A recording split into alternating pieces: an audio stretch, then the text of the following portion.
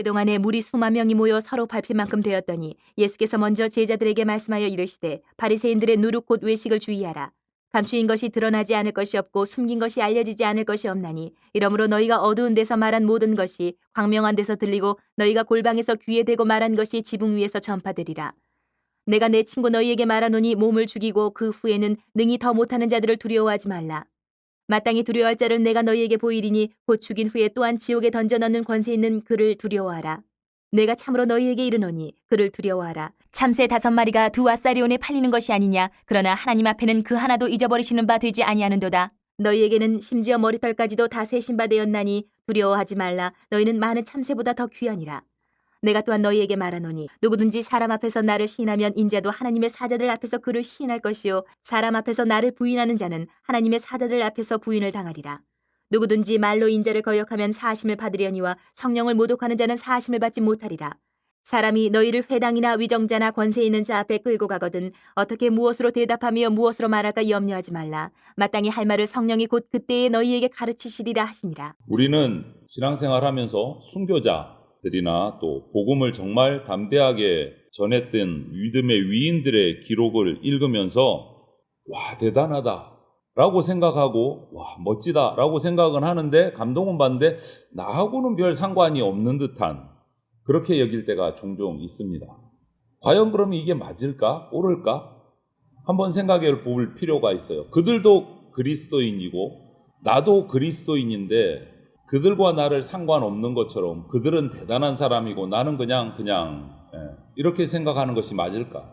그렇지 않다라는 것이 성경의 결론입니다. 말씀이에요. 그러면 우리는 어떻게 해야 되나? 복음을 담대히 전하는 그리스도인이 돼야 됩니다.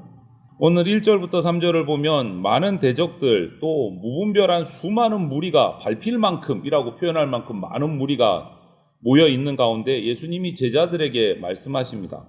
바리새인의 누룩 이 외식에 관해서 경고를 하는 말씀을 하셨습니다.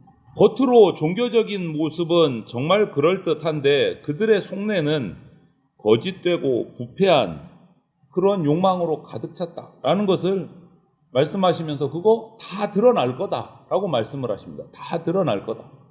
여러분 우리 그리스도인들이 이때나 지금 오늘날이나 동일하게 사람들이 두려워서 예수님을 주님이라고 시인하는 것이 어렵다면 시인하지 않는다면 그것은 다른 사람 눈을 의식하는 바리새인들의 그 외식하고 다를 바가 없다라고 말씀하시는 거예요.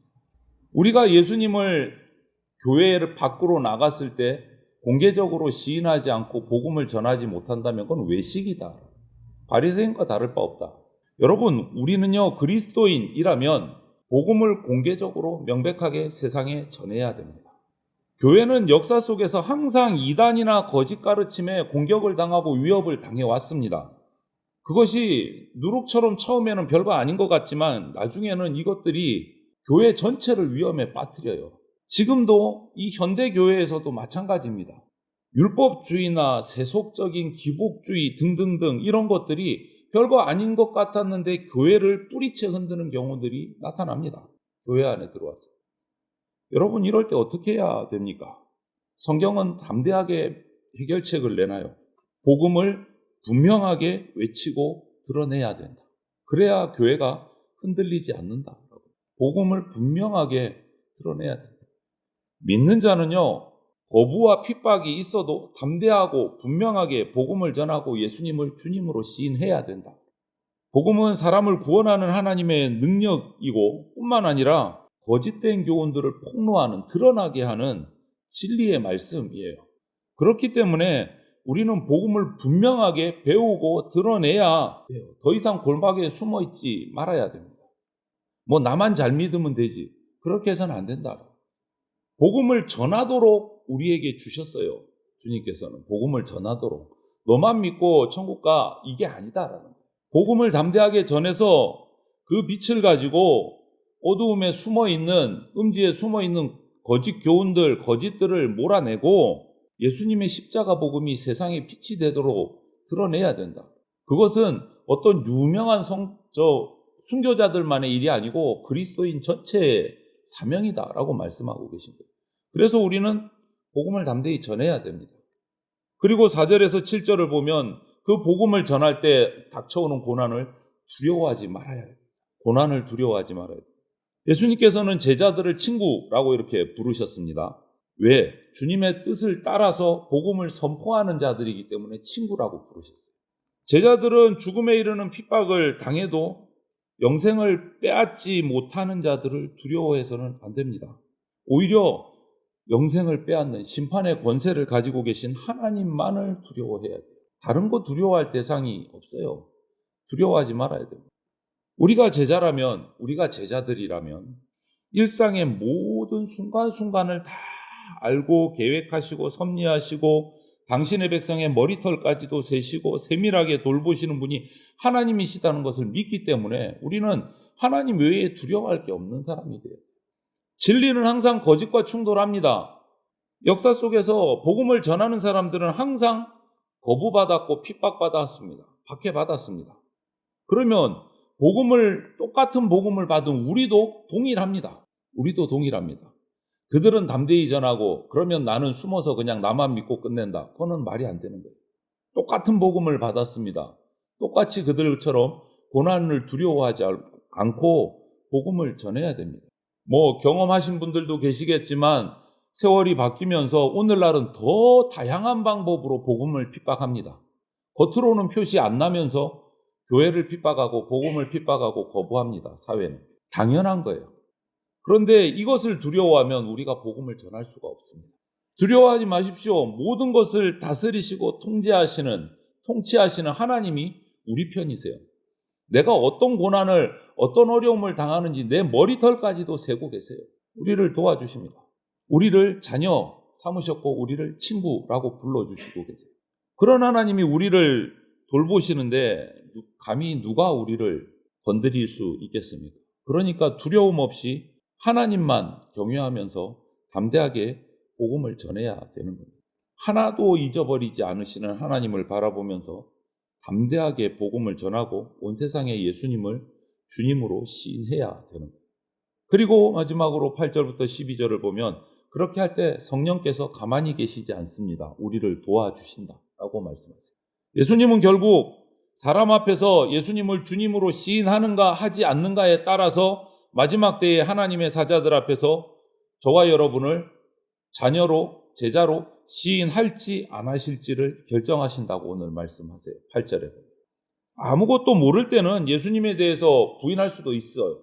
하지만 예수님이 주인 되신 거, 나의 그리스도 되심을, 그 복음을 들었으면서도 거역하고 믿지 않으면 우리는 결코 구원을 얻지 못합니다. 박해당할 때 걱정하지 말아라. 성령께서 마땅히 할 말을 가르쳐 주실 것이다. 마땅히 할 말이 뭡니까? 복음, 예수님의 주인 되심. 이거 가르쳐 주신다. 걱정하지 말아라.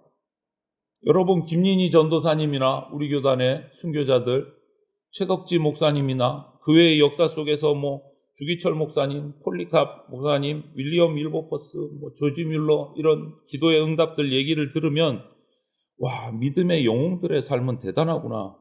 우리 평범한 사람하고는 별 상관없어. 이렇게 생각할 수도 있어요. 하지만 우리도 주님을 위해서 살아가야 됩니다. 주님도 우리를 사용하시기 위해 부르셨어요. 그냥 부르신 거 아니에요, 여러분. 우리를 복음으로 부르신 것은 우리를 복음 들고 세상으로 파송하시려고 부르신 거예요. 우리도 할 일이 있다. 그것을 명확히 우리가 명심해야 됩니다. 그러면 어떻게 할 수 있을까? 그것은 성령께서 우리와 함께 하시기 때문에 할 수 있습니다. 성령께서 우리에게 복음을 가르쳐 주시고 믿음도 주시고 용기도 주시고 담대함도 주셔서 우리가 복음 전하면서 살 수 있게 해 주시기 때문에 할 수 있습니다. 반드시 도우십니다. 아니, 이미 돕고 계세요. 그것도 한 번 딸랑 도우시는 게 아니고 우리가 믿음의 영웅이 되도록 영원토록 도우십니다. 그래서 성령의 도우심을 믿음으로 우리는 담대하게 두려워하지 말고 예수님을 주님으로 시인하고 복음을 전해야 되는 겁니다. 여러분, 언제 어디서든지 누구 앞에서든지 예수님의 제자답게 예수님을 시인하는 삶을 살아가시기를 바랍니다.